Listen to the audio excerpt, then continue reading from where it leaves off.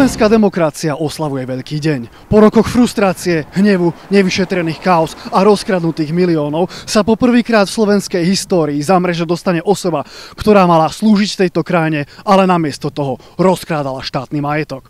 Po viac ako 9-mesačnom vyšetrovaní sa slovenským bezpečnostným orgánom podarilo odhaliť organizovanú ženu, ktorá z ministerstva dopravy postupne ukradla 5 roliek toaletného papiera.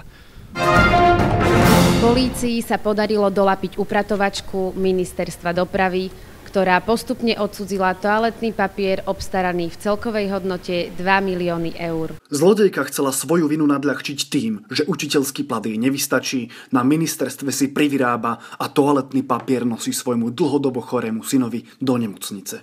Viete čo, pani redaktorka? To sú všetko p***iny.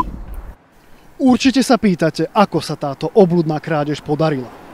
Páchateľkyňa bola v čase krádeže šikovná.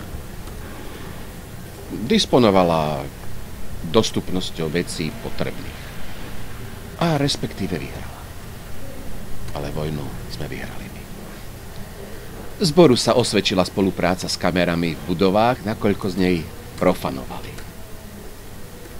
Profitovali. Zlodejka využila moment, keď námestník riaditeľa kontroloval zásoby obilia v Traviane, brigádnička copy-pastovala komentáre do internetovej diskusie a oddelenie styku s verejnosťou riešilo zapeklitú pozíciu v pohybovej spoločenskej hre Twister.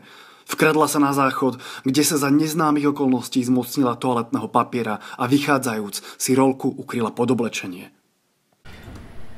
Zatiaľ, čo Slováci oslavujú kmeň Hunov, má na celú vec úplne iný názor.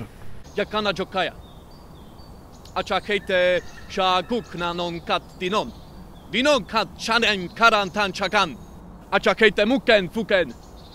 Dinok dino tango dinot. Čaká muka a čakajta čakamaka. Hejte na non didot. Ako sa k celému prípadu stavia usvedčená vinnička? Kto je bez viny, nechodí kameňom!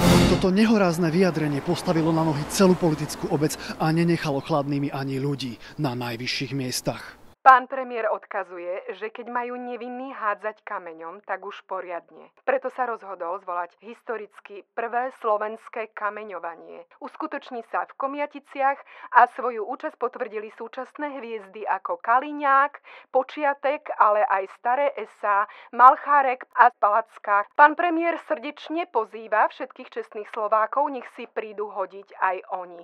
Kameňovanie bude moderovať Nikodým, zaspieva aj Kuli. Ak stále váhate, či sa zúčastniť tejto oslavy slovenskej demokracie, prezradíme vám, že kameňovať prídu aj Paškovci, ktorí, odkedy prišli o funkcie, nemajú do čoho kopnúť.